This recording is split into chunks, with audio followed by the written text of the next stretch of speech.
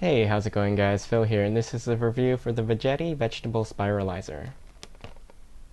You'll receive the Vegetable Spiralizer shaped like an hourglass, a pressing cap, and a set of instructions. The unit is made entirely of plastic with stainless steel cutting blades. I'm not convinced this is the authentic version, because it differs somewhat from the image on the packaging. Most notably, the handles are plastic and not metal. At the base of each handle, you'll see a label for thick or thin slices, which corresponds to inserting the vegetable into the opposite opening. This actually refers to the width of the cuts and not the actual thickness of the vegetable strands. The pressing cap has a number of sharp grip points to anchor into the end of your vegetable like a carrot, potato, or zucchini. So here I'm going to try this with a zucchini. Note that the opening is about 2.5 inches in diameter, so you need to make sure your vegetable is smaller than that. Start by inserting the vegetable into the side with the width of the noodle that you want, and then twist in a clockwise direction. Initially, it's pretty easy as the skin of the zucchini is quite hard, but as you get to the softer pulp in the center, you can see that the noodles are starting to break up, and twisting is a lot harder.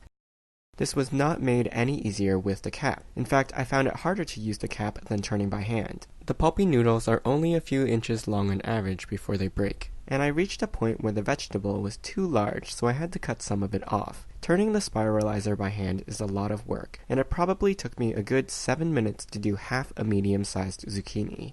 Also, the very center doesn't always go through the blades, and you could be left with a chunk out of the middle. The strands are mostly 3 to 5 inches long, though the initial noodles that are mostly skin were much longer.